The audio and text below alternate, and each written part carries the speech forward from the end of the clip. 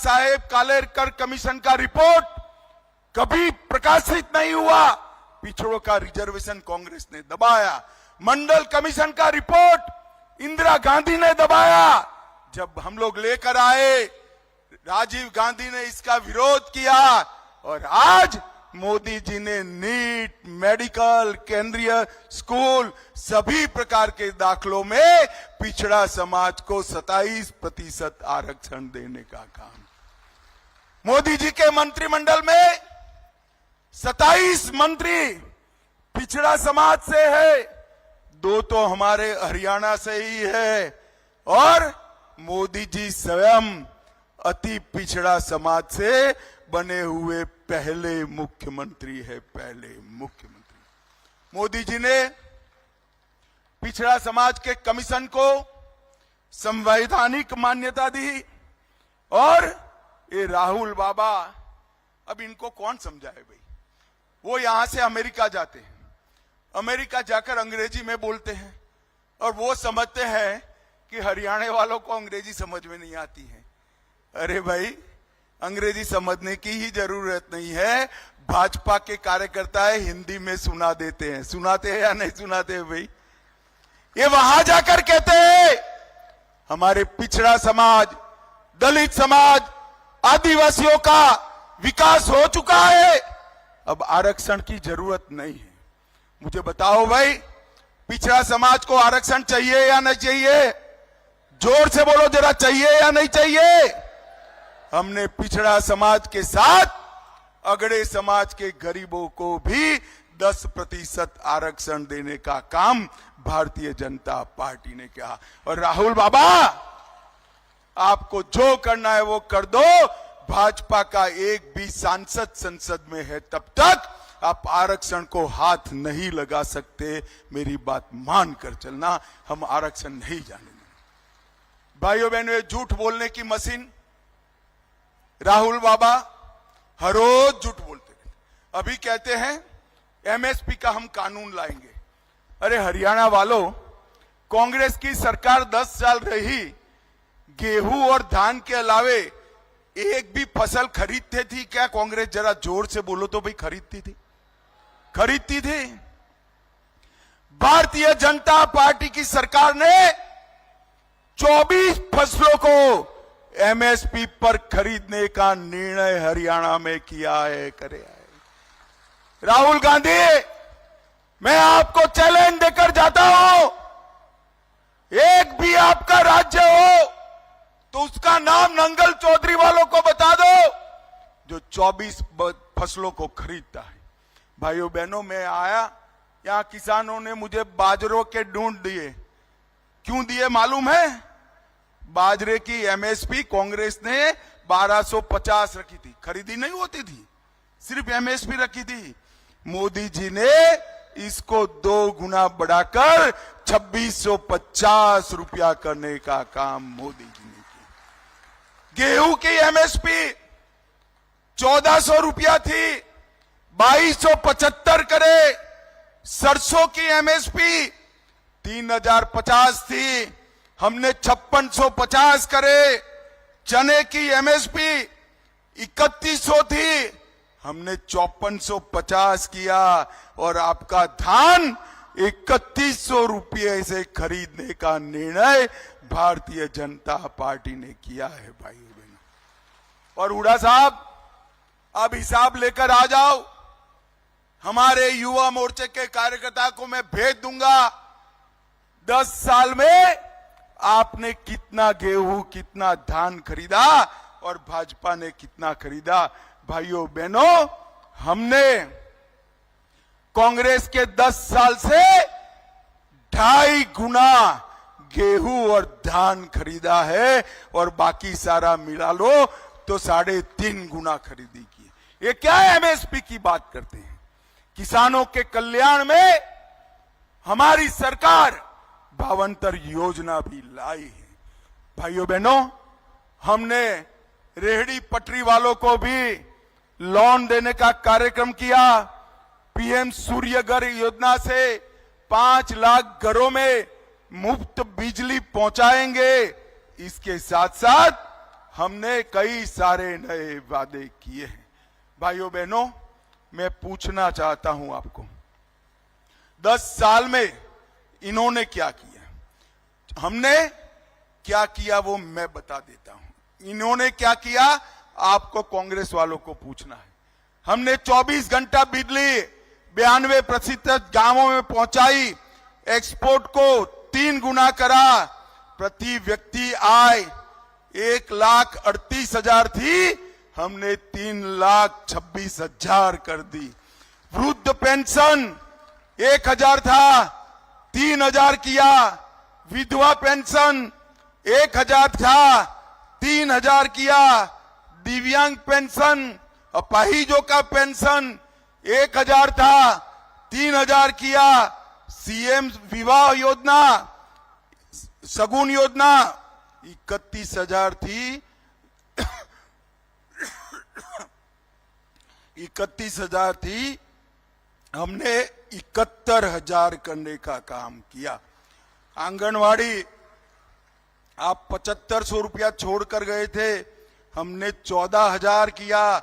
आशा worker आप 500 छोड़कर गए थे, हमने 6,000 करने का काम किया।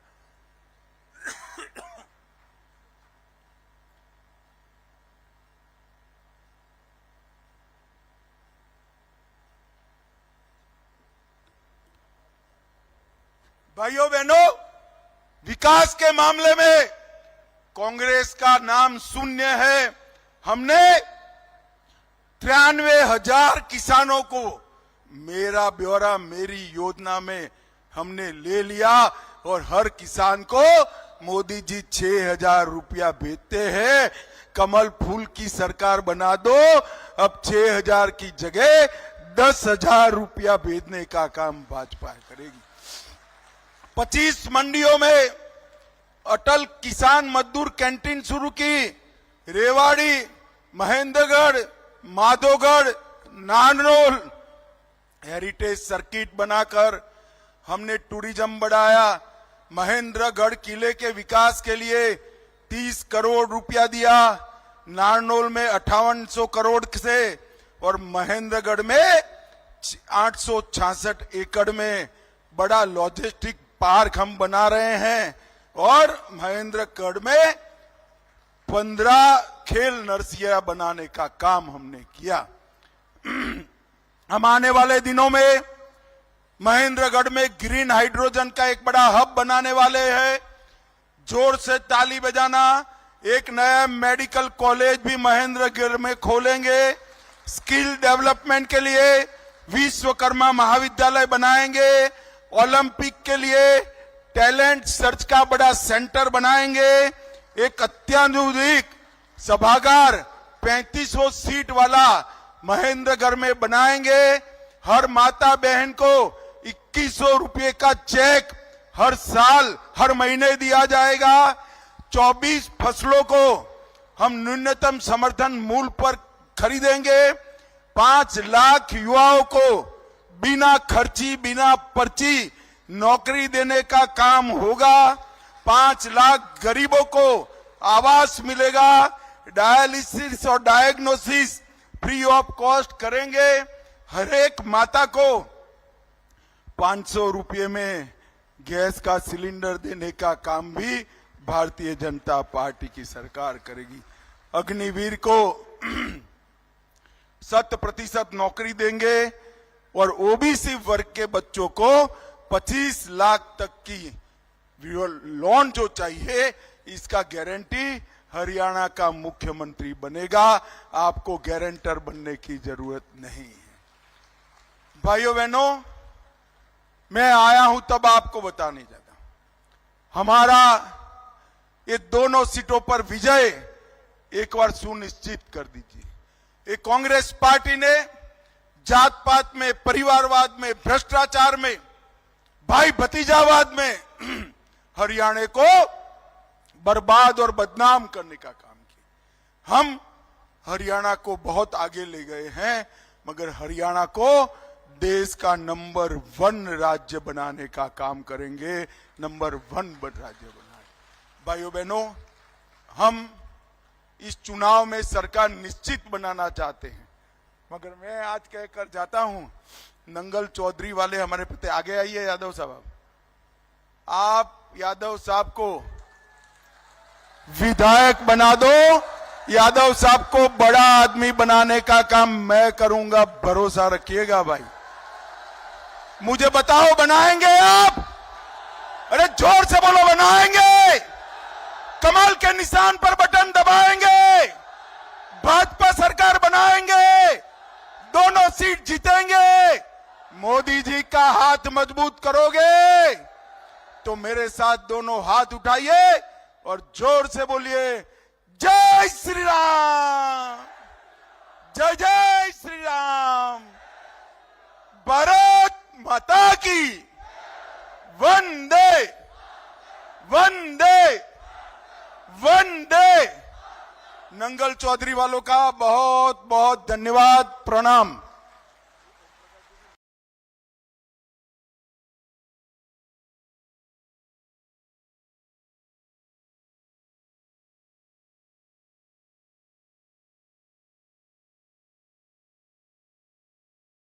आया हूं ऐसे नांगल चौधरी के हमारे प्रत्याशी डॉक्टर अभय सिंह यादव जी। अभय सिंह आगे आओ, जरा आगे आओ, जोर से ताली बजाओ।